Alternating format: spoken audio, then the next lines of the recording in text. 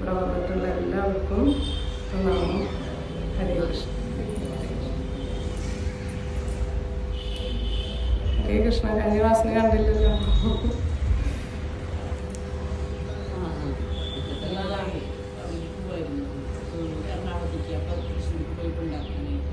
കഴിഞ്ഞതിൻ്റെ മുന്നത്തെ ക്ലാസ്സിൽ നമ്മൾ അധ്യായം 1 കടന്നിട്ടുണ്ടായിരുന്നു. 1-ാമത്തെ അധ്യായം നമ്മൾ ചർച്ച ചെയ്തിട്ടുണ്ടായിരുന്നു. 1-ാമത്തെ ശ്ലോകമൊക്കെ നമ്മൾ എടുത്തിട്ടുണ്ടായിരുന്നു. അപ്പോൾ അത് റെക്കോർഡായിട്ടുണ്ടായിരുന്നില്ല. അപ്പോൾ അത് അവർക്ക് വേണ്ടിയിട്ടും കൂടിയിട്ട് ഒന്നും കൂടി നമുക്ക് ആവർത്തിക്കാം. അപ്പോൾ നമ്മൾ ഭഗവത്ഗീത യഥാരൂപാണ് ബുക്ക് നമുക്ക് ദിവ്യപൂജ ശ്രീ ഭക്തിവേദാന്ത സ്വാമി ശ്രീല പ്രഭുപാദരുടെ ബുക്കാണ് നമ്മൾ ഇവിടെ. അത് ഞാൻ ശ്രമിക്കുകയാണ്. ഇവിടെ ജനങ്ങളുടെയൊക്കെ കാരുണ്യം, ഭഗവാന്റെ കാരുണ്യമൊക്കെ വേണം. ഭഗവത്ഗീത ഈ അതീന്ദ്രിയ ശാസ്ത്രം നമുക്ക് പറയാൻ കാരുണ്യമില്ലാണ്ട് ഒന്നും സാധ്യമല്ല. അപ്പം എന്തായാലും ഭഗവത്ഗീത യഥാരൂപം നിങ്ങളുടെ കയ്യിൽ ഈ ബുക്കുണ്ടോ? യഥാരൂപം ഭഗവത്ഗീത. അപ്പോൾ ഈ ബുക്കാണ് നമ്മൾ ഇവിടെ പറയുന്നത് കേട്ടോ. അപ്പോൾ ഭക്തിവേദാന്ത സ്വാമി ശ്രീല പ്രഭുപാദർ എന്ന് പറയുന്നത് നമ്മുടെ ഗുരുപരമ്പരയിൽ വരുന്ന ആചാര്യനാണ്. നമുക്ക് പരമ്പര വഴി വേണം ഭഗവത്ഗീത പഠിക്കാൻ. കൃഷ്ണനിൽ നിന്ന് ബ്രഹ്മാവിലേക്കും, ബ്രഹ്മാവിൽ നിന്ന് നാരദനിലേക്കും, നാരദ മഹർഷിയിൽ നിന്ന് വ്യാസനിലേക്കും, അങ്ങനെ വേണം പരമ്പര വന്നിട്ടുള്ളത്. ഗുരു പരമ്പര ഏവം പരമ്പരാപ്രാപ്തം എന്നാണ് പറയുന്നത്. അതാണ് ഗുരു ശിഷ്യൻ. അങ്ങനെ വേണം നമ്മൾ ഇത് പഠിക്കാൻ, ഗൃഹസ്ഥമാക്കാൻ. അപ്പൊ നമ്മൾ ഏത് ഭഗവത്ഗീതയാണോ നിങ്ങൾ പഠിക്കാൻ എടുക്കണമെന്ന് വെച്ചാൽ ആ ആചാര്യൻ ഗുരുപരമ്പരയിൽ വന്നിട്ടുള്ളതാണോ എന്ന് നോക്കണം. ഇത് എഴുതണത് ഒരുപാട് വ്യാഖ്യാനങ്ങളുണ്ട് ഭഗവത്ഗീതയ്ക്ക്. 600ഓളം പേര് എഴുതിയിട്ടുള്ള ഭഗവത്ഗീത നിറയെ നമുക്ക് കാണാം. ഇപ്പൊ നമ്മൾ ഒരുപാട് ഭഗവത്ഗീത വായിക്കണു, പഠിക്കണു, ശ്ലോകങ്ങൾ പഠിക്കണു. പക്ഷെ എന്താണ്, എന്തെങ്കിലും മാറ്റം വരണം. ആ മാറ്റം വരാനാണ് നമ്മൾ ഭഗവത്ഗീത പഠിക്കുന്നത്. എന്ത് മാറ്റാണ്? ഭൗതികമായിട്ടുള്ള അവബോധത്തിൽ നിന്ന് നമുക്ക് ശരിയായ നമ്മുടെ സ്വരൂപത്തിന്റെ അവസ്ഥ, നമ്മൾ എന്തിനാണ് ഇവിടെ വന്നിട്ടുള്ളത്, എങ്ങോട്ടാണ് പോകേണ്ടത്, അങ്ങനെയുള്ള ചിന്തകളൊന്നും വരില്ല. കറക്റ്റ് നമുക്ക് ഭഗവത്ഗീത എന്തിനാണ് തന്നിട്ടുള്ളതെന്നൊക്കെ നമ്മൾ ആ പരമ്പര വഴി ശ്രവിക്കുമ്പോഴാണ് നമുക്കത് മനസ്സിലാവും. അപ്പൊ അല്ലാണ്ട് ഒരുപാട് ഞങ്ങളെ കയ്യിൽ ഭഗവത്ഗീത ബുക്ക് ഉണ്ടെന്ന് പറഞ്ഞിട്ട് ആരും എന്താണ് അത് ആരാണ് അതിൻ്റെ ഓതർ എന്ന് നോക്കണം. ആധികാരികമായിട്ട് ഉള്ള ബുക്കാണോ നിങ്ങളുടെ കയ്യിലുള്ളതെന്ന് നോക്കണം. മനസ്സിലാവുന്നുണ്ടോ? എന്നാലാണ് നമുക്കത് വായിച്ചാൽ നമുക്ക് മനസ്സിലാവും ചെയ്യുള്ളൂ, നമ്മളിൽ എന്തെങ്കിലും മാറ്റങ്ങളും വരുള്ളൂ. ഇപ്പൊ ഒരാൾക്ക് നന്നായി എഴുതാനുള്ള കഴിവുണ്ടെങ്കിൽ അയാൾ ഭഗവത്ഗീത എഴുതും. മനസ്സിലാവുന്നുണ്ടോ? അങ്ങനെ സാഹിത്യകാരന്മാര്, അങ്ങനെയുള്ള ഒരുപാട് പേർക്ക് എഴുതാനുള്ള കഴിവുള്ളവരൊക്കെ എഴുതിയിട്ട് ഉള്ള ഒരുപാട് ഭഗവത്ഗീത ഉണ്ട്. ഒരു ഭക്തൻ വേണം ഭഗവത്ഗീതയ്ക്ക് വ്യാഖ്യാനം വരുന്നത്. ആ ഭക്തന് മാത്രമാണ് ഭഗവാൻ അറിയാൻ പറ്റുള്ളൂ. അല്ലാണ്ട് ഭഗവാൻ ആർക്കും ഇത് വെളിപ്പെടുത്തി കൊടുക്കില്ല എന്നാണ് പറയുന്നത്. അതാണ് ഭഗവാൻ ആരെയാണ് നമ്മളൊക്കെ ഭഗവത്ഗീത ഉപദേശിക്കപ്പെട്ടിട്ടുള്ളത്? അർജുനന് അല്ലെ? അർജുനൻ ആരായിരുന്നു? ഭഗവാന്റെ ഭക്തനായിരുന്നു. അപ്പൊ അതാണ്, ഒരു ഭക്തന് മാത്രമാണ് ഈ ഭഗവത്ഗീത ശാസ്ത്രത്തെ കുറിച്ച് അറിയാനും പറയാനും ഒക്കെ പറ്റുള്ളൂ. അപ്പൊ അങ്ങനെ നമുക്ക് മുക്താത്മാവായിട്ടുള്ള ഭഗവാൻ തന്നെ നിയോഗിക്കപ്പെട്ടിട്ടുള്ള ആചാര്യ പരമ്പരയിൽ വരുന്ന ആചാര്യനാണ് ആരെ? ദിവ്യപൂജ ശ്രീ ഭക്തിവേദാന്ത സ്വാമി ശ്രീല പ്രഭുപാദര്. അപ്പോ 69ാമത്തെ വയസ്സിലാണ് ലോകം മുഴുവൻ, നമുക്ക് ഇന്ത്യയിലുള്ളവർക്ക് കൃഷ്ണനെ കുറിച്ച് അറിയാം, ഭഗവത്ഗീത ഭാഗവതമൊക്കെ അറിയാം. പക്ഷെ ഇതൊന്നും അറിയാത്ത ലോകമാണ് പാശ്ചാത്യ ദേശം അല്ലേ? അവിടേക്ക് മുഴുവൻ എത്രാമത്തെ വയസ്സിൽ? 69ാമത്തെ വയസ്സിൽ ലോകം മുഴുവൻ കൃഷ്ണാവബോധം പ്രചരിപ്പിക്കാൻ ഒറ്റയ്ക്ക് കയ്യില് വെറും 40 രൂപ വെച്ചിട്ട് പോയി ലോകത്ത് മുഴുവൻ പ്രചരിപ്പിച്ച ആചാര്യനാണ്. ഇന്ന് നമ്മൾ നെറ്റിൽ നോക്കിയാൽ കാണാം, ലോകം മുഴുവൻ ആ സമയത്ത് തന്നെ ആ 69 വയസ്സ് തൊട്ട് 10 കൊല്ലത്തിൻ്റെ ഉള്ളിൽ 108 രാജ്യങ്ങളിൽ വലിയ വലിയ രാധാകൃഷ്ണന്മാരുടെ ക്ഷേത്രങ്ങൾ പണിതു. എല്ലാവരിലേക്കും കൃഷ്ണന്റെ നാമം ഹരേ കൃഷ്ണ കൃഷ്ണ കൃഷ്ണ ഹരേ ഹരേ ഹരേ രാമ രാമ രാമ ഹരേ ഹരേ എന്ന മഹാമന്ത്രം ഈ യുഗധർമ്മം പ്രചരിപ്പിക്കുക. ഭഗവത്ഗീത ഭാഗവതം എന്താന്ന് അറിയാത്തവരുടെ മുന്നിലേക്ക് അല്ലെ, ദക്ഷിണാഫ്രിക്ക അവർക്കൊക്കെ വല്ലതും അറിയോ? ആഫ്രിക്ക, അതേപോലെ റഷ്യ, ജർമ്മൻ, ന്യൂസിലൻഡ് അങ്ങനെയുള്ള എല്ലാ രാജ്യങ്ങളിലേക്കും ഭഗവാനെ കുറിച്ച് പ്രചരിപ്പിച്ചിട്ടുള്ള മഹാ ആചാര്യനാണ് ഭക്തിവേദാന്ത സ്വാമി ശ്രീല പ്രഭുപാദര്. അപ്പൊ അവൻ പറയുന്നുണ്ട് ഭഗവത്ഗീതയില്, എന്നെ കുറിച്ച് പറയുന്നവരോടാണ് ഭഗവാൻ ഏറ്റവും പ്രിയം. അപ്പൊ ഭഗവാന്റെ ആ ഗുരുവിന്റെ ആജ്ഞപ്രകാരമാണ് ആചാര്യൻ അത്രയും വയസ്സിൽ പോയി. ഒരുപാട് നമുക്ക് ആ ആചാര്യനെ കുറിച്ച് പറഞ്ഞാൽ തീരില്ല, ഒരുപാട് കാര്യങ്ങളുണ്ട് നമുക്ക്. അപ്പൊ അത് നമുക്ക് ഇതിന്റെ ഇടയിൽ നമുക്ക് ക്ലാസ്സിന്റെ ഇടയിൽ പറയാം. അപ്പൊ അങ്ങനെയുള്ള ഭഗവത്ഗീത യഥാരൂപമാണ് നമ്മൾ പഠിക്കുന്നത്. അങ്ങനെയുള്ള ആചാര്യനെ ഇപ്പൊ ഒരു കൃഷ്ണാവബോധം international society for Krishna conscious എന്ന് പറയുമ്പോൾ ആ ആചാര്യന്റെ പേര് വെച്ചിട്ടല്ല ലോകത്ത് മുഴുവൻ തുടങ്ങിയത്. ഇവിടെ എന്താണ് കൃഷ്ണാവബോധം കുറിച്ച്, അല്ലാണ്ട് ആ ഒരു ആചാര്യന്റെ പേരേ വെച്ചിട്ടില്ല. അപ്പൊ ഇത് തുടക്കം എവിടുന്നാണ്? ഈ പ്രസ്ഥാനം ശ്രീല പ്രഭുപാദർക്ക് തുടങ്ങാൻ നമ്മൾ കഴിഞ്ഞ ക്ലാസ്സിൽ പറഞ്ഞിട്ടുണ്ടായിരുന്നു. ഈ ഭക്തി പ്രസ്ഥാനം ഈ യുഗധർമ്മം പ്രചരിപ്പിക്കാൻ നമുക്ക് ആര് വന്നു? ഭഗവാൻ ശ്രീകൃഷ്ണൻ തന്നെ ആരായിട്ട് വന്നു? ശ്രീകൃഷ്ണ ചൈതന്യ മഹാപ്രഭുവായിട്ട് വന്നിട്ട് യുഗളാവതാരാണ്. രാധാകൃഷ്ണന്മാർ ഒരുമിച്ച് ഒരേ സ്വരൂപത്തിൽ വന്നിട്ട് ഈ കലിയുഗത്തിൽ നിന്ന് രക്ഷപ്പെടാൻ വേണ്ടിയിട്ട് ഏത് മന്ത്രമാണ്? ഹരേ കൃഷ്ണ മഹാമന്ത്രം ഈ ഭക്തി പ്രസ്ഥാനം നമുക്ക് തന്നിട്ടുള്ള ചൈതന്യ മഹാപ്രഭുവിന്റെ ഈ പ്രസ്ഥാനം പ്രചരിപ്പിക്കാനായിരുന്നു ചൈതന്യ മഹാപ്രഭു തന്നെ നിയോഗിച്ചിട്ടുള്ള ആചാര്യനാണ് നമ്മുടെ ശ്രീല പ്രഭുപാദർ കേട്ടോ. അപ്പൊ അതൊക്കെ ഡീറ്റെയിൽ ആയിട്ട് ഒരുപാട് കാര്യങ്ങൾ നമുക്ക് പഠിക്കാനുണ്ട് ആചാര്യനെ കുറിച്ചിട്ടായാലും. അപ്പൊ നമുക്ക് കഴിഞ്ഞ ക്ലാസ്സിൽ നമ്മൾ ഭഗവത്ഗീത യഥാരൂപത്തിലെ ആദ്യം നമുക്ക് കുരുക്ഷേത്ര യുദ്ധത്തിലെ സൈന്യ നിരീക്ഷണമാണ് കാണാം. അപ്പൊ മറ്റുള്ളവർക്ക് നമ്മൾ ചർച്ച ചെയ്ത കാരണം ഒന്ന് ഓടിച്ചിട്ട് പറയാട്ടോ. അപ്പൊ അതില് ആദ്യത്തെ ചോദ്യം ധൃതരാഷ്ട്ര ആകെ ഒരേ ഒരു ചോദ്യമാണ് ചോദിക്കുന്നത്. ധൃതരാഷ്ട്രയെ കുറിച്ചിട്ട് പറഞ്ഞു. ആരാണ് ധൃതരാഷ്ട്ര, ആരാണ് പാണ്ഡു എന്നൊക്കെ അറിയാത്തവരുണ്ടായിരുന്നു കഴിഞ്ഞ ക്ലാസ്സില്. അപ്പൊ ആരാണ് പാണ്ഡു, ധൃതരാഷ്ട്ര ഒന്ന് പറയൂ വേഗം.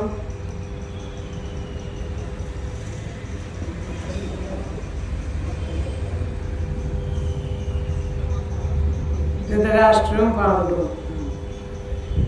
ആരാണ് പിതാവ്? വ്യാസമഹർഷി. അംബികാംബാലികയിലെ ഉണ്ടായിട്ടുള്ള പുത്രന്മാരാണ്. അതേപോലെ നമ്മള് വ്യാസദേവനും അതേപോലെ സത്യവതിയിലെ പരാശരമുനിക്ക് ഉണ്ടായിട്ടുള്ളതാണ് വ്യാസദേവൻ എന്നുള്ളത് പഠിച്ചു. അങ്ങനെ ആ ഒരു വംശത്തിന്റെ ഒരു ചെറിയൊരു ബാക്ക്ഗ്രൗണ്ട് നമ്മൾ പോയിട്ടുണ്ടായിരുന്നു.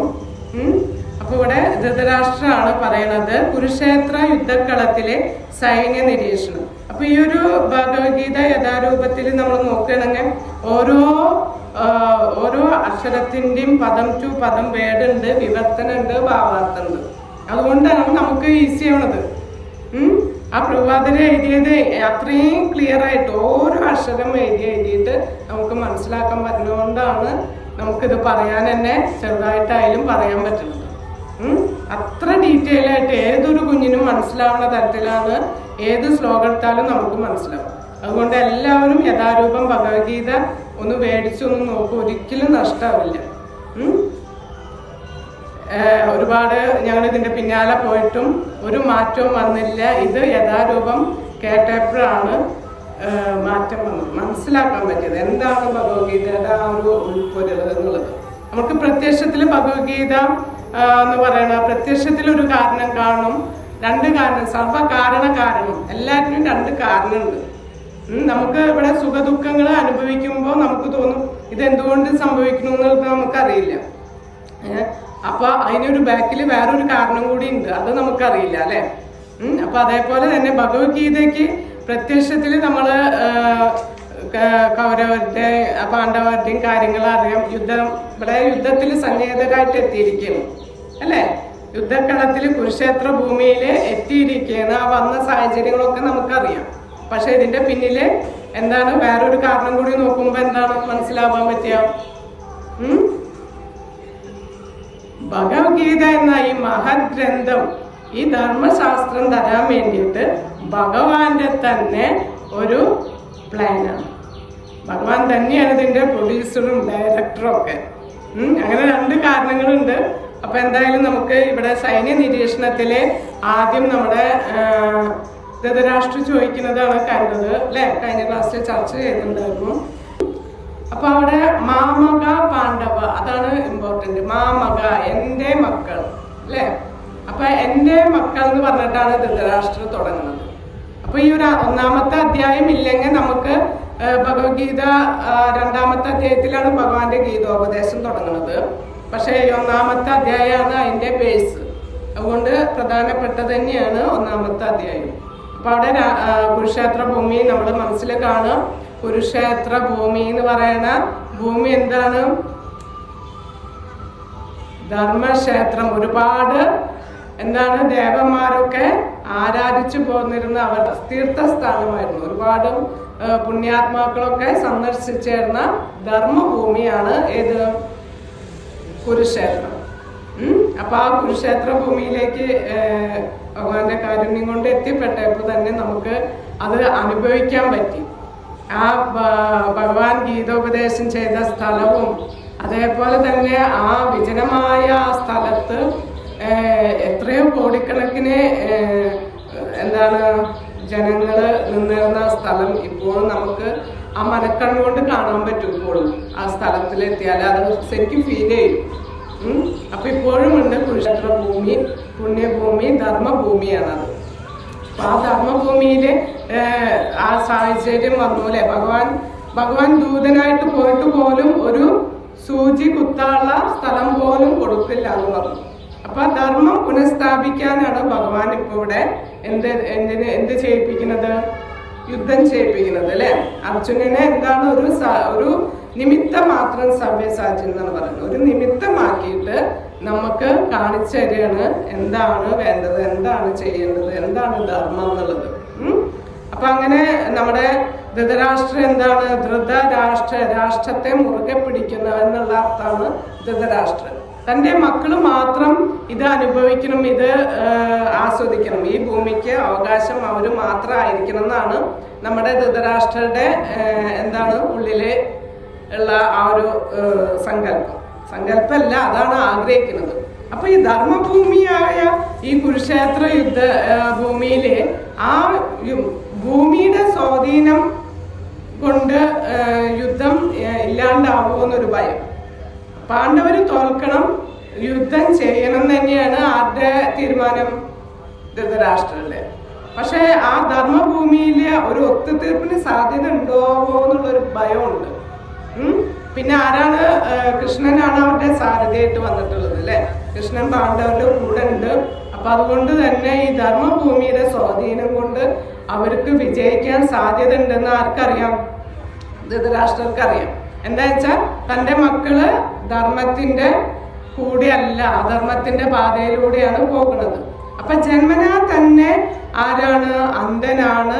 ആര്? ധൃതരാഷ്ട്രർ. അപ്പോ പിന്നെ അതുമാത്രമല്ല, ആത്മീയമായിട്ടുള്ള ഉൾക്കാഴ്ചയും ഇല്ല. അതുകൊണ്ട് തന്നെ തൻ്റെ മക്കളുടെ എല്ലാ ദുർനടത്തിപ്പിനും പ്രോത്സാഹനം ചെയ്തു കൊടുത്തിട്ടാണ് വളർത്തിയത്. അവസാനം ഒന്നും പറയാൻ പറ്റാത്ത അവസ്ഥയായി. അപ്പൊ അതാണ് നമ്മൾക്ക് കാണിച്ചു തരികയാണ്. നമുക്കായാലും നമ്മളും ഇതേപോലെ അന്ധതയിലാണ്.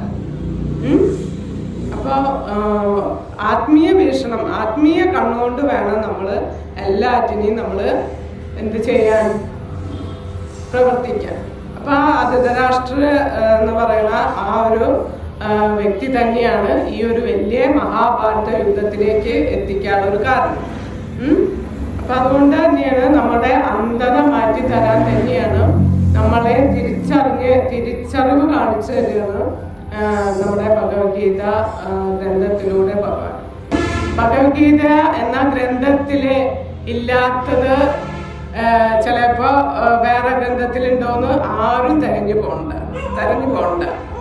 മറ്റുള്ള ഗ്രന്ഥങ്ങളിൽ ഇല്ലാത്തത് ഇതിലുണ്ട്, ഇതിലുള്ളത് തന്നെയാണ് മറ്റു ഗ്രന്ഥത്തിലുള്ളത്. ചിലപ്പോ അവിടെ ആ ഗ്രന്ഥത്തിൽ ഇല്ലാത്തത് മുഴുവൻ ഇതിൽ കിട്ടും. അത്രയും പൂർണ്ണമായിട്ട്. എന്തുകൊണ്ടാണ്? അപൗരുഷേയം, ഭഗവാന്റെ മഹത് വചനങ്ങളാണത് അല്ലെ. അതുകൊണ്ട് തന്നെ അത് അത്രയും പൂർണ്ണമാണ്. കർമ്മം തു സാക്ഷാൽ ഭഗവത് പ്രണീതം. ഭഗവാന്റെ ഒരു വാക്കുപോലും ഇന്നേ വരെ അത് അങ്ങനെയല്ല, ആ ശ്ലോകം അങ്ങനെയല്ല, എങ്ങനെയാണ് തിരുത്തേണ്ട യാതൊരു ആവശ്യം വന്നിട്ടില്ല അല്ലേ. അത്രയും പെർഫെക്റ്റ് ആണ്. അതെന്തുകൊണ്ടാണ്? നമുക്ക് മനുഷ്യന്മാർക്ക് തെറ്റ് പറ്റും, മായയ്ക്ക് വിധേയരാണ് അല്ലേ. പിന്നെ അപൂർണമായ ഇന്ദ്രിയങ്ങളാണ്, വഞ്ചിക്കപ്പെടാനുള്ള എല്ലാ കാര്യങ്ങളും നമ്മുടെ കയ്യിലുണ്ട്. നമ്മളും വഞ്ചിക്കപ്പെടും, നമ്മൾ മറ്റുള്ളവരും വഞ്ചിക്കും. നമ്മുടെ ഇന്ദ്രിയങ്ങൾ അപൂർണമാണ്. നമുക്ക് ഈ ഒരു ഭാഗത്തിന്റെ അപ്പുറം നമുക്ക് കണ്ണ് കാണാൻ പറ്റുമോ? ചെവി കേൾക്കാൻ പറ്റുമോ? ഇല്ല. അപ്പൊ അതുകൊണ്ട് തന്നെയാണ് നമ്മൾ പൂർണ്ണരല്ല. ഇപ്പൊ ഒരു സൂര്യന്റെ പ്രകാശമില്ലെങ്കിൽ, രാത്രിയിൽ വൈദ്യുതിയുടെ പ്രകാശമില്ലെങ്കിൽ നമ്മുടെ കണ്ണുകൾക്ക് കാണാൻ പറ്റില്ല. അപ്പൊ അതുകൊണ്ടാണ് നമ്മുടെ ഈ ഭൗതിക ഇന്ദ്രിയങ്ങൾ പൂർണ്ണമല്ല. അപ്പൊ അതുകൊണ്ട് തന്നെ നമ്മളുടെ വീക്ഷണത്തിൽ കൂടെ നോക്കിയാൽ ഈ അതീന്ദ്രിയ ജ്ഞാനം അറിയാനും അതിനെ നമ്മൾക്ക് തിരുത്താനോ ഒന്നിനുള്ള പ്രാപ്തിയില്ല. അപ്പൊ അതുകൊണ്ട് തന്നെയാണ് ഭഗവാൻ പറഞ്ഞിട്ടുള്ള ഈ മഹത് വചനങ്ങളിലൂടെ നമ്മൾ കടന്നു പോകുമ്പോൾ നമുക്ക് എന്താണ് മാറ്റം വേണ്ടത്? ഭഗവാനോടുള്ള ആ കാരുണ്യം, ഭഗവാന്റെ കാരുണ്യം നമുക്ക് മനസ്സിലാവണം. നമ്മള് ലീലകൾ ഭഗവാന്റെ കഥകള് ലീലകളൊക്കെ കേൾക്കാൻ എല്ലാവർക്കും ഇഷ്ടമാണ് അല്ലെ. ഭഗവത്ഗീത ഭയങ്കര ടഫാന്ന് പറയും. ഒന്നും മനസ്സിലാവില്ല. എന്തുകൊണ്ടാണത്?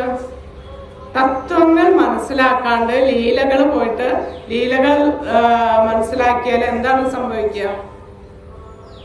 മറ്റൊരാള് എന്തേലും പറയുമ്പോ നമ്മൾ അതാണോ ശരിയെന്ന് തോന്നും.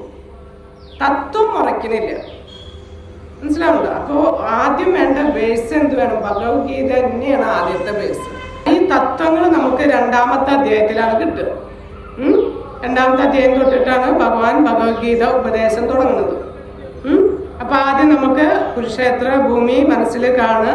ഇരു സൈന്യങ്ങളും അവിടെ തയ്യാറായിട്ട് നിൽക്കുന്നു.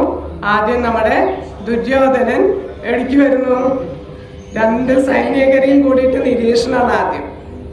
അപ്പൊ ദുര്യോധനൻ നല്ലൊരു നയതന്ത്രജ്ഞനാണ്. ഒരു ഭരണാധികാരിയോ അല്ലെങ്കിൽ ഒരു രാഷ്ട്രീയക്കാർക്ക് ആ ഒരു കാര്യം സാധിക്കാം പല ഓഫറുകൾ, പല പുകഴ്ത്തലുകളൊക്കെ ചെയ്തു. അതേപോലെ നമ്മുടെ ദുര്യോധനൻ ആദ്യം ദ്രോണാചാര്യരെ സമീപിക്കുന്നതാണ് കാണുന്നത്. ദ്രോണാചാര്യരെ സമീപിച്ചിട്ട് ദ്രുപദ പുത്രനായിട്ടുള്ള ദൃഷ്ടദ്യുമ്നൻ അവിടെ പാണ്ഡവ പക്ഷത്തുണ്ട്. ദൃഷ്ടദ്യുമ്നൻ ആരായിരുന്നു? ദ്രോണയുടെ ശിഷ്യനായിരുന്നു. അപ്പൊ തന്റെ ശിഷ്യൻ തന്നെ തനിക്കെതിരായിട്ട് വന്ന് നിൽക്കുന്നുണ്ട്. അപ്പൊ ചാഞ്ചാട്ടൊന്നും വേണ്ട, ഇതാണ് പാണ്ഡവന്റെ പക്ഷത്ത് നമ്മുടെ പാഞ്ചാലിയുടെ വസ്ത്രാഭിഷേക സമയത്ത് എങ്ങനെയാണോ ഞങ്ങളുടെ കൂടെ നിന്നത് അതേപോലെ തന്നെ നിൽക്കണം. പ്രത്യേകിച്ച് മനസ്സിനെ നമ്മുടെ അർജുനനോടൊക്കെ പ്രത്യേക സ്നേഹം വാത്സല്യമൊക്കെയാണ് നമ്മുടെ ദ്രോണാചാര്യർക്ക്. അങ്ങനെയൊന്നും കാണിക്കണ്ട എന്നുള്ള ഒരു മുന്നറിയിപ്പും നിങ്ങളൊക്കെയാണ്, നിങ്ങളുടെ മേലാണ് എനിക്ക് പ്രതീക്ഷ. ദ്രോണാചാര്യ, ഭീഷ്മര്, കർണൻ, അശ്വത്ഥമാവ് ഇവരിലൊക്കെയാണ് ഇവിടെ വിജയം നമുക്ക് തന്നെയാണ് ഉറപ്പാണ്. അവരെക്കാളും കൂടുതൽ സൈന്യം നമ്മളുടെ കയ്യിലാണ്. പിന്നെ എന്താണ്, നാരായണ സേന വരെ നേടിയിട്ടുണ്ട് അല്ലേ. കൃഷ്ണൻ ഉറങ്ങുന്ന നേരത്തെ നമ്മുടെ ആരാണ് അർജുനൻ പോയി, ഒപ്പം ദുര്യോധനും പോയി അല്ലേ. അപ്പൊ എന്താ നല്ല രസകരമായിട്ടുള്ളൊരു രസമാണ് അവിടെ ഉണ്ടായത്. ആദ്യം എണീറ്റ് വശം ആദ്യം ദുര്യോധനൻ തലയുടെ അവിടെ നേരത്തെ വന്നിരിക്കണ്ടായിരുന്നു. പക്ഷെ കൃഷ്ണനൊക്കെ അറിയാം വരാൻ പോണത് എന്താന്നൊക്കെ അറിയാം. അർജുനൻ വന്ന് നോക്കുമ്പോ ഭഗവാന്റെ പാദത്തിന്റെ അവിടെ നിൽക്കുന്നത്. കൃഷ്ണൻ എണീറ്റ് നോക്കുമ്പോ അർജുന എപ്പ വന്നു സഖാവ് അല്ലല്ല ഞാൻ ആദ്യം വന്നിട്ടുണ്ട് എന്ന് പറയുന്നു. അപ്പൊ വന്നതിന്റെ ഉദ്ദേശം ചോദിച്ചപ്പോഴാണ് യുദ്ധല്ലേ പറഞ്ഞത്, അങ്ങയുടെ സഹായം ഞങ്ങൾക്ക് വേണം, ആ സഹായമൊക്കെ തരാം, പക്ഷെ ഞാൻ ഒരായുധം എടുക്കില്ല ഈ യുദ്ധത്തിൽ അല്ലേ. അപ്പൊ തന്നെ ദുര്യോധനന് എന്താണ്, അയ്യോ ഇത്രയും വലിയ ആ മഹാനായിട്ടുള്ള മായാജാലം കാട്ടുന്ന ആളെന്നാണ് ദുര്യോധനന്റെ കണ്ണില് ഭഗവാൻ. ഒരു മായാജാലക്കാരൻ എന്തൊക്കെയോ കഴിവൊക്കെ ഉണ്ടെന്ന് മാത്രമാണ് ഭഗവാനായിട്ട് ആള് കരുതണേയില്ല. അപ്പൊ എന്റെ നാരായണ സേന ഞാൻ തരാം, പക്ഷെ ഞാൻ വന്നാൽ ഞാൻ ഒരു ആയുധം എടുക്കൂല. അർജുനൻ പറഞ്ഞു ഭഗവാൻ മാത്രം മതി. അപ്പൊ നമ്മുടെ ദുര്യോധന ഈ പരമ വലിയ വില്ലാളി വീരനാന്ന് പറഞ്ഞിട്ട് എന്താ കാര്യം? ഈ ആയുധം എടുക്കാത്ത ഈ കൃഷ്ണനെ കിട്ടിയിട്ട് എന്ത് കാര്യം? ഇത്രയും ബുദ്ധിയുള്ളതെന്നാണ് നമ്മുടെ ദുര്യോധനൻ ചിന്തിക്കുന്നത്. അങ്ങനെ നാരായണ സേന കിട്ടി എന്ന് പറഞ്ഞ സന്തോഷത്തില് നമ്മുടെ ആരുടെ അടുത്തേക്ക് പോയി? ശകുനി മാമയുടെ അടുത്തേക്ക് പോയപ്പോ ഇതെന്താണ്, വാസുദേവന്റെ ഒരു കളി തന്നെയാണ്. അത് ശകുനി മാമയ്ക്ക് മനസ്സിലായി. കൃഷ്ണന് കിട്ടിയ മതിയില്ലേ, വിജയം സുനിശ്ചിതമാണ്. പക്ഷെ ദുര്യോധനന് അത് മനസ്സിലാക്കാൻ പറ്റിയില്ല. അപ്പൊ അതേപോലെ നമ്മളും ഭഗവാന്റെ അടുത്തേക്ക് പോകുമ്പോ ഭഗവാനെ വേണോ അതോ പട്ടിക ഇങ്ങനെ എന്തൊക്കെ ആവശ്യങ്ങളായിട്ടാണോ പോകുന്നത്? കൃഷ്ണന്റെ എന്ത് വേണം? ഐശ്വര്യം വേണം, ഗുരുവായൂരപ്പ അത് വേണം, ഇത് വേണം, ഒരുപാട് ആവശ്യങ്ങളായിട്ടാണ് നമ്മൾ പോകുന്നത് അല്ലേ. കൃഷ്ണ അങ്ങേട്ട് തരുമോന്ന് ചോദിച്ചിട്ട് ആരെയും പോണ്ടാവും. ഈ കൃഷ്ണനെ മതി എന്ന് പറഞ്ഞിട്ട് അപ്പൊ അതൊക്കെ നമ്മൾ അതിൻ്റെ ഉള്ളിലത്തെ ഇതാണ് നമ്മൾ നോക്കേണ്ടത്. കൃഷ്ണനെയാണ് നമ്മൾ ആഗ്രഹിക്കുന്നത് അല്ലെ. കൃഷ്ണന് കിട്ടിയപ്പോ എന്താണ് ഉണ്ടായത്? അർജുനന് വിജയം സുനിശ്ചിതം അല്ലെ. പക്ഷെ നമ്മുടെ ഭഗവാൻ ഭയങ്കര കാരുണ്യവാനാണ് കേട്ടോ. എന്താവശ്യമായാലും പോയാലും അകാമ സർവകാമോവ മോക്ഷകാമ ഉദാരതി തീവ്രേന ഭക്തിയോഗേന യജേതേ പുരുഷംബരം എന്നാണ് പറയും. അപ്പൊ നമുക്ക് ആഗ്രഹങ്ങളുണ്ട്, ഭൗതികമായിട്ട് ആഗ്രഹങ്ങളുണ്ട്. ഇനിയിപ്പോ ഒരു ആഗ്രഹവുമില്ല, മോക്ഷം ആഗ്രഹിക്കുന്നുണ്ട്, എന്തായാലും ഭഗവാനെ സമീപിച്ചാൽ മതി. അപ്പൊ അതാണ് പറയുന്നത്, എന്ത് വേണം? തീവ്രേന ഭക്തിയോഗം, ഭക്തി ഭഗവാനോട് വേണം. അപ്പൊ അങ്ങനെ നല്ല ഭക്തനായിട്ടുള്ള അർജുനനെ ശ്രീകൃഷ്ണനെ തന്നെ കിട്ടി, വിജയം പാണ്ഡവന്റെ പക്ഷത്ത് ഉറപ്പിച്ചു അല്ലെ. അപ്പൊ ഇത്രയുള്ള നാരായണ സേനയൊക്കെ ഉണ്ട് കേട്ടാ എന്ന് പറഞ്ഞിട്ട് നമ്മുടെ ദുര്യോധനൻ ഭീഷ്മരെ സമീപിക്കുന്നു, ദ്രോണരോട് പറയണു, തന്റെ സൈന്യബലത്തിനെ കുറിച്ചിട്ട് പറയണു. കണ്ടില്ലേ അപര്യാപ്തം, അവരുടെ സൈന്യത്തെ നോക്കൂ, ആരും അധികം ഇല്ല, നമ്മളുടെ സൈന്യം ഗംഭീരായിട്ടാണ് നിൽക്കുന്നത് എന്നൊക്കെ പറയുന്നു. അങ്ങനെ അവർക്കൊരു പ്രചോദനമൊക്കെ കൊടുത്ത് നിൽക്കുന്ന നേരത്താണ് അർജുനനെ, അടുത്തത് അർജുനനെ ഒന്ന് കാണാൻ തോന്നുകയാണ്. എന്താണ് ഇവിടെയൊക്കെ വന്നിട്ടുള്ള സേനയോരുഭയോർ മധ്യേ രഥം സ്ഥാപിതമായ അച്യുത അച്യുത അച്യുത എന്നാണ് പറയുന്നത് അല്ലെ. അച്യുതന്റെ അർത്ഥം എന്താണ്? അച്യുതൻ ഒരിക്കലും നാശമില്ലാത്തവൻ, ചുതി സംഭവിക്കാത്തവൻ. അപ്പൊ ഭഗവാനെ വിളിക്കാൻ അച്യുത എന്നാണ് വിളിക്കുന്നത്. ആ സേനയുടെ മധ്യത്തില് ഒരു ഫ്രണ്ട് അല്ലേ, സുഹൃത്ത് എന്ന നിലയിലാണ് ഇപ്പൊ സംസാരം. അങ്ങനെ ഗംഭീര നല്ല കോൺഫിഡൻസിലാണ് അർജുനൻ വന്ന് നിൽക്കുന്നത്. അങ്ങനെ വന്ന് നിന്ന് കണ്ടു, വന്ന് നിൽക്കുമ്പോഴാണ് മനസ്സിലാവുന്നത് ഇവരൊക്കെ ഇനി കൊല്ലപ്പെടാൻ പോവല്ലേ. ക്കന്മാരെ, പിതാമഹന്മാരെ, പൗത്രരെ, അങ്ങനെ എല്ലാവരും കണ്ടതോട് കൂടിയിട്ട് അർജുനൻ വിറയില് തുടങ്ങി. അപ്പൊ അതിനേക്കാളും മുന്നേ നമുക്ക് അതിൽ കാണാം, ശ്ലോകങ്ങളുടെ ഇടയിൽ നമുക്ക് കാണാം, നമ്മൾ പ്രധാനപ്പെട്ടത് ഈ 46 ശ്ലോകത്തിലെ ഒന്നാമത്തെ ശ്ലോകം ഇമ്പോർട്ടൻ്റ് ആണ്. അപ്പൊ എല്ലാവരും അത് പഠിച്ചിരിക്കുക. അതേപോലെ നമ്മൾ കഴിഞ്ഞ ക്ലാസ്സിൽ ചർച്ച ചെയ്ത കാരണമാണ് ഇപ്പൊ ഇങ്ങനെ ഒന്നാമത്തെ അധ്യായം ഇങ്ങനെ പറയണത് കേട്ടോ. അവർക്ക് അടുത്ത അധ്യായത്തിൽ ഇമ്പോർട്ടൻ്റ് ആയിട്ടുള്ള എല്ലാ ശ്ലോകങ്ങളും നന്നായി ചർച്ച ചെയ്തിട്ട് തന്നെ പോകും. വളരെ ഇമ്പോർട്ടൻ്റ് ആണ്. തത്വം മനസ്സിലാക്കാണ്ട് നമുക്ക് ഒരു രക്ഷയില്ല. ഭഗവാന്റെ കാരുണ്യം ഈ കണ്ടില്ലേ, രഥത്തിനെ തേരോടിച്ച് നിൽക്കുന്ന അർജുനന്റെ തേരിലെ പാർത്ഥന്റെ സാരഥിയായിട്ട് നിൽക്കുന്ന ഈ ഒരു രൂപം കണ്ടാല് ഭഗവത്ഗീത നമുക്ക് ചൈതന്യ മഹാപ്രഭു ഉള്ളപ്പോ ഞാൻ ഇടയിൽ കയറി പറയുന്നുണ്ട്, നമ്മൾക്ക് സമയവും കുറവാണ്, എന്നാലും ഇതും കൂടി ഉൾക്കൊള്ളിക്കാന്ന് വിചാരിക്കുന്നു. ഭഗവാന്റെ ഭഗവത്ഗീത എന്ന് പറയുമ്പോൾ നമ്മുടെ ഉള്ളില് ഭഗവാന്റെ കാരുണ്യം ഒഴുകണം, ഭഗവാനോട് പ്രേമഭക്തി വരും. ഭഗവത്ഗീത വായിച്ചാലേ നമ്മൾ എങ്ങനെയാണോ ആ ഗോപികമാര് വൃന്ദാവനത്തിലെ ലീലകളൊക്കെ ആസ്വദിക്കുന്നത്, അതേപോലെ മധുരം തന്നെയാണ്, അധരം മധുരം തന്നെയാണ് ഈ ഭഗവത്ഗീത. മനസ്സിലാവുണ്ട? അത്രയും സ്വീറ്റാണ്.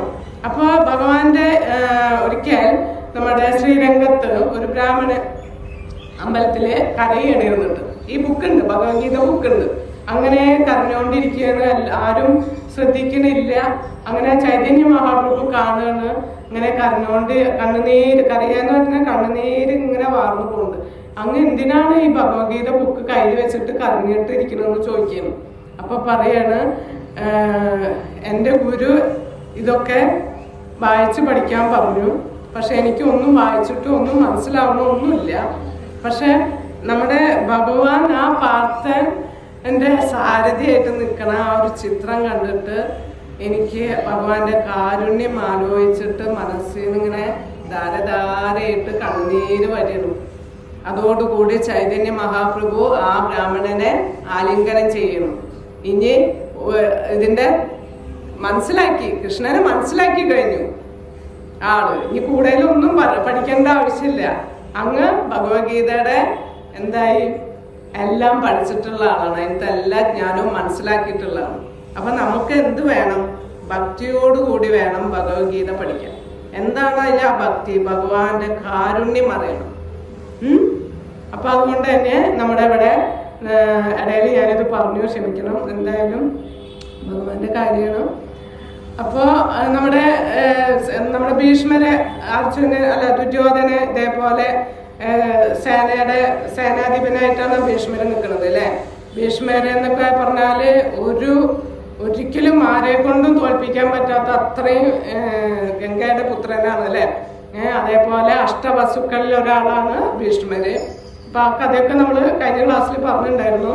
ദേവവ്രതൻ എന്നായിരുന്നു പേര്. അച്ഛന് വേണ്ടിയിട്ട് നൈഷ്ഠിക ബ്രഹ്മചാരിയായിട്ട് വ്രതെടുത്തിട്ട് ഉള്ള ആളാണ് ഭീഷ്മര്. ഒരിക്കലും തോൽവി എന്ന് പറഞ്ഞിട്ട് ഇല്ല. എല്ലാവരും കാണുമ്പോഴേക്ക് തന്നെ എന്താ പറയാ, അത്രയും ഗംഭീരാണ് നമ്മുടെ ഭീഷ്മര്, ദ്രോണര്, കർണൻ എല്ലാവരും ഗംഭീരം തന്നെയാണ്. അപ്പൊ എന്തായാലും ഭീഷ്മർക്കറിയാം പാണ്ഡവര് ജയിക്കണം തന്നെയാണ് ഭീഷ്മരുടെ ഉള്ളിലെ ആഗ്രഹം. പക്ഷെ നിർഭാഗ്യവശാല് ഇതേപോലെ എന്തെടുത്തിട്ടുണ്ടായിരുന്നു?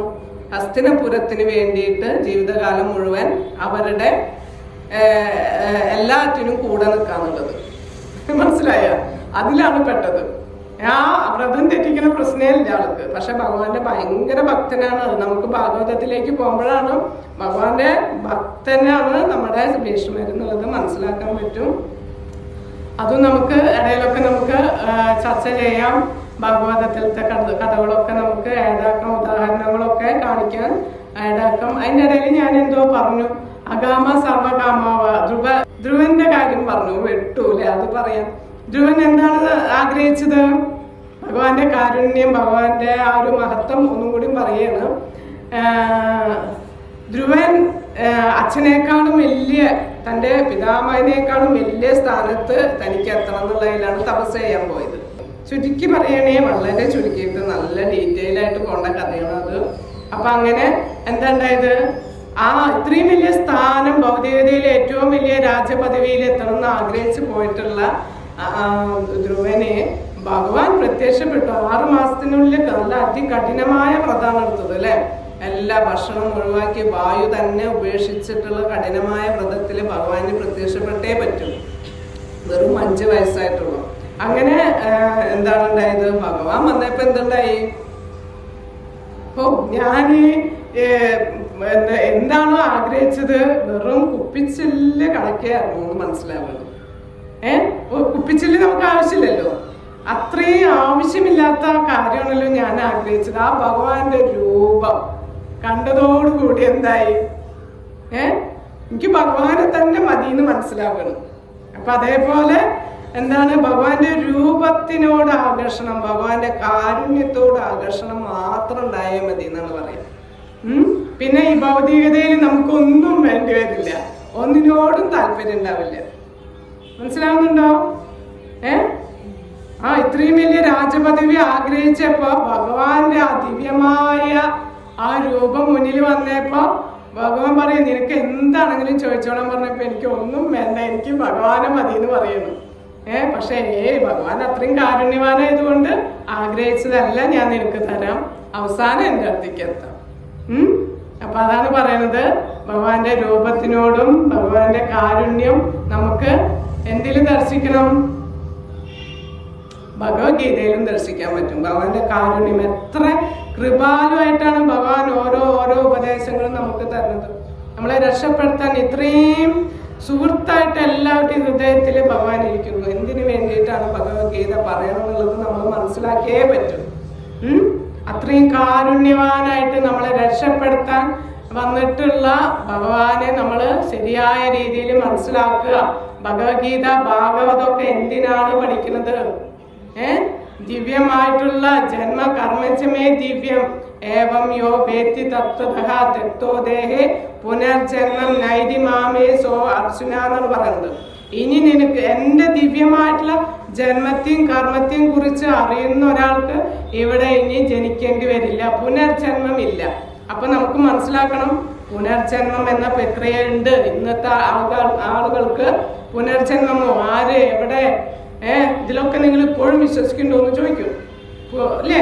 പുനർജന്മം ഉണ്ട്. അപ്പൊ ഇവിടെ ഭഗവാൻ എന്താ പറയണത്? എന്നെ കുറിച്ച് അറിയുന്ന ദിവ്യമായിട്ടുള്ള എൻ്റെ ജന്മത്തെയും കർമ്മത്തെയും കുറിച്ചിട്ടുള്ള ആരാണോ അറിയുന്നത് അവർക്ക് പുനർജത്തെ ശരിയായ രീതിയിൽ അറിയാം. വേത്തി തത്വതഃ എന്നാണ് പറയുന്നത്.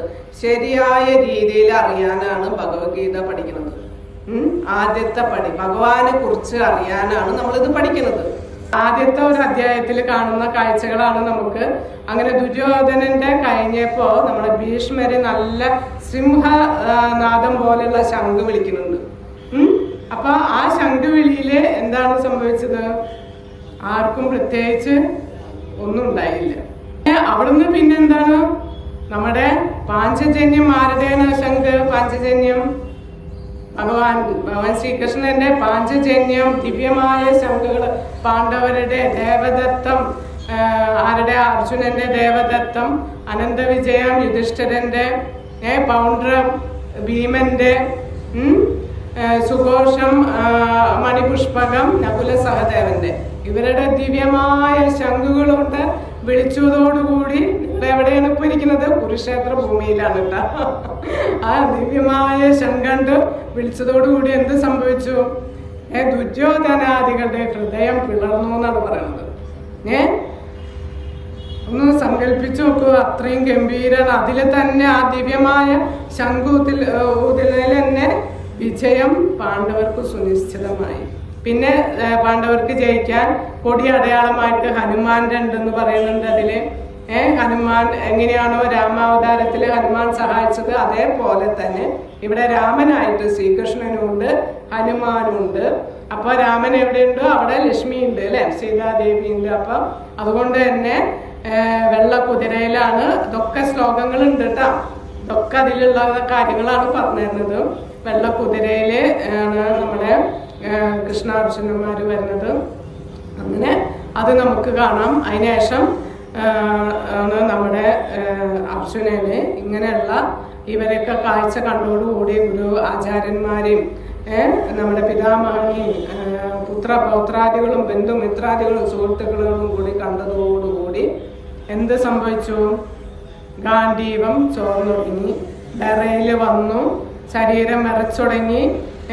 അപ്പൊ അങ്ങനെ ഭഗവാനോട് പറയാണ്, ഞാൻ എന്തിനാണ് യുദ്ധം ചെയ്യുന്നത്?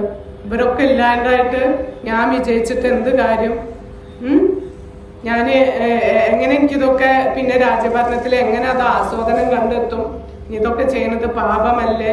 അവരോട് അനുകമ്പ വരുന്നു, ചെയ്യാൻ പാടില്ലാത്തതെന്ന് തോന്നുന്നു. അതേപോലെ ഇത് ചെയ്യുന്നത് പാപമാണ് എന്നുള്ള തോന്നൽ വരുന്നു. പിന്നെന്താണ്? കുലനാശം. ഇത്രയും യുദ്ധത്തില് ഒരുപാട് പേര് മരണപ്പെട്ടാല് അവരുടെ കുട്ടികളും ഭാര്യമാരൊക്കെ അനാഥരാവില്ലേ? അപ്പൊ അതുകൊണ്ട് എന്തുണ്ടാവും? കുലം നശിക്കും അല്ലേ? അപ്പൊ വർഗസംഘടന ഉണ്ടാവും. കുട്ടികളൊക്കെ അനാഥരായിട്ട് പല പല സംവരണത്തിൽ പല പല കുട്ടികൾ ജനിക്കും. അപ്പം അങ്ങനെ ഈ ഒരു സംഭവങ്ങളിലെ 4 പ്രധാനപ്പെട്ട കാര്യങ്ങളാണ് അർജുനൻ പിന്മാറാനുള്ള കാരണങ്ങളാണ് ഈ പറയുന്നത്. അർജുനൻ പറയുമ്പോൾ നമുക്ക് തോന്നും, ഓ നല്ല ബുദ്ധിപരമായിട്ടുള്ള കാര്യങ്ങൾ തന്നെയാണെന്ന് തോന്നും. പറയണ ഓരോ കാര്യം ശരിയാണല്ലോ എന്നിങ്ങനെ നമുക്ക് തോന്നിക്കൊണ്ടിരിക്കും. മനസ്സിലാവുന്നുണ്ട്? അപ്പൊ അത് ഏത് ലെവലിലാണത്? അത്രയും വിഭ്രാന്തി, അത്രയും അവസ്ഥയിൽ ഒരാള് എത്തിപ്പെടുന്നത്, ഇത്രയും വലിയ പ്രശ്നം നമുക്ക് ആർക്കും ഉണ്ടായിട്ടുണ്ടാവില്ല അല്ലെ. കൊല്ലാൻ പോവാണ്, സ്വന്തം ഗുരുജനങ്ങളെ, പിതാമഹന്മാരെയൊക്കെ കൊല്ലണ ഒരു ഘട്ടം. ഇതേപോലെ ജീവിതത്തില് എന്ത് ചെയ്യണം ഏത് ചെയ്യണം എന്ന് അറിയാത്തൊരവസ്ഥകൾ നമുക്ക് എല്ലാവർക്കും വരണം. വരാണ്ടിരിക്കരുത്, വരണം എന്നാണ് പറയുന്നത്. എന്താണ്? അപ്പോഴാണ് ഇതേപോലെ ഭഗവാനെ സമീപിക്കണം. അല്ലാണ്ട് മറ്റേ കൗൺസിലിങ്ങിനും മറ്റേനൊക്കെ പോയാൽ എന്താണ്? ഏറ്റവും വലിയ കൗൺസിലിംഗ് ആണ് നമുക്ക് തരുന്നത് അല്ലേ. ശരിയായ പേരോട് കൂടിയിട്ട് നമ്മുടെ ഈ ഭൗതികമായിട്ടുള്ള, നമ്മളിപ്പോ ഒരു വസ്തുക്കളെ അല്ലെങ്കിൽ ഒരു വ്യക്തികളെ കുറിച്ച് ഭൗതികതയിൽ ചിന്തിച്ചാൽ ഇപ്പൊ ടെൻഷൻ. അതേപോലെ ഇവിടെ അർജുനനെ തൻ്റെ ബന്ധുമിത്രാദികള്, വ്യക്തികള്, അതേപോലെ രാജഭരണം, ഇതൊക്കെ ആസ്വദിക്കാൻ പറ്റില്ലല്ലോ. ഇവരില്ലെങ്കിൽ നമുക്ക് ആസ്വാദനം കിട്ടില്ലല്ലോ. ഈ യുദ്ധം വേണ്ടേർന്നില്ല, എങ്ങനെ ഞാൻ ഈ സന്യസിക്കാൻ പോവാണ്, ഒന്നും വേണ്ട. ഇങ്ങനെയുള്ള അവസരങ്ങൾ നമ്മുടെ ജീവിതത്തിൽ പല പല ഘട്ടങ്ങളിലായിട്ട് ഒരാൾക്ക് ഒരു ജീവിതത്തിൽ ഒരു വട്ടമെങ്കിലും വരും. വന്നില്ലെങ്കിൽ നിർഭാഗ്യവന്മാരെന്നാണ് പറയുക. എന്തുകൊണ്ടാണ്?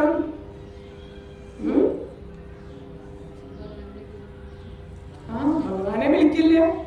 പക്ഷെ എന്താണ് അതിന് പെടുന്ന വേറൊരു കാര്യമുണ്ട്.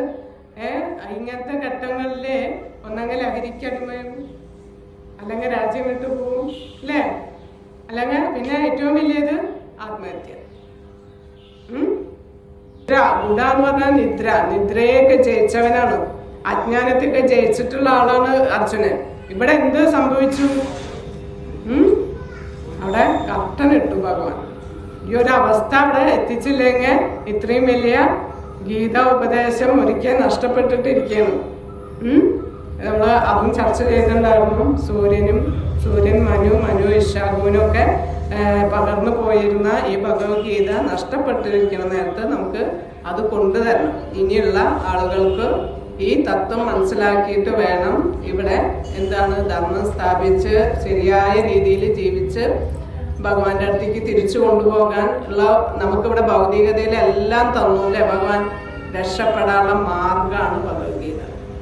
ഇത് ശാശ്വതമല്ല. ഈ അവസ്ഥ ശരിയായി അറിയണ ആളുകൾക്ക് രക്ഷപ്പെടാൻ വേണ്ടിയിട്ടാണ് ഈ ധർമ്മഗ്രന്ഥമായിട്ടുള്ള ഭഗവത്ഗീത, ഭാഗവതം, രാമായണം ഒക്കെ.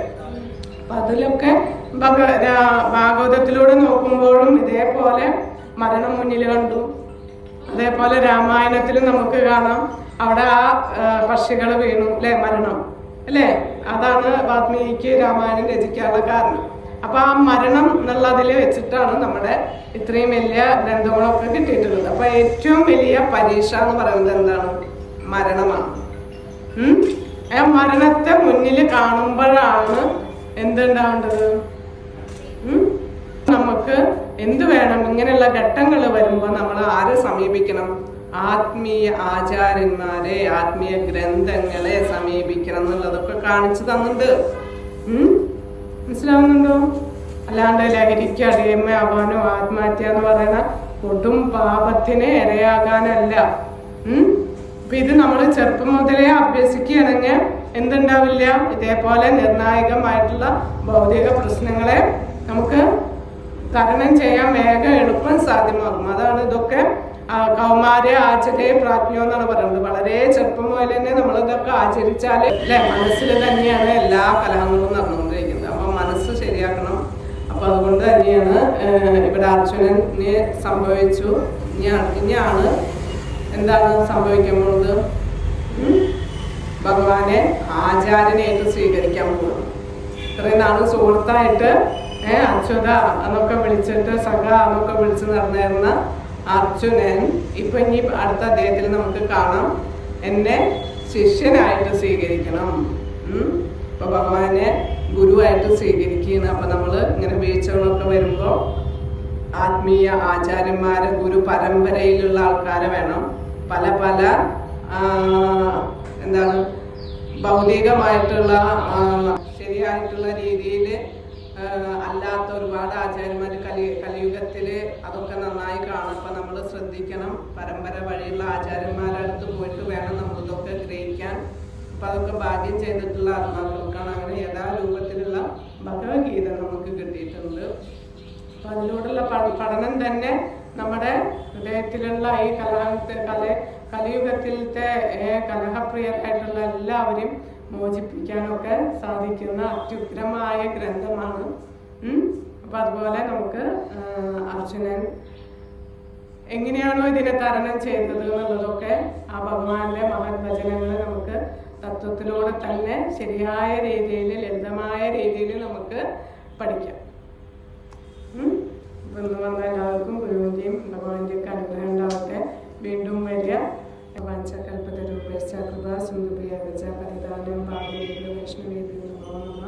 अनंत-कोटि वैष्णव की जय, जगन गुरु श्री प्रभुपाद की जय, गुरु महाराज की जय, आज की आनंद की जय, निताय गौर प्रेमानंदे हरि हरि बोल. കഴിഞ്ഞ പ്രാവശ്യം ഇല്ലാത്ത കുറേ പേരിന്ന് കാണാൻ പറ്റി. അപ്പം അതൊക്കെ ഭഗവാന്റെ ഇച്ഛയാണ്. ഈ ദിവ്യമായ പുരുഷോത്തമം അധികം മാസത്തിൽ ഭഗവാനെ കുറിച്ച് നിങ്ങൾ കേട്ടിട്ടുണ്ടെങ്കിൽ അത് ഭഗവാൻ നിശ്ചയം തന്നെയാണ്.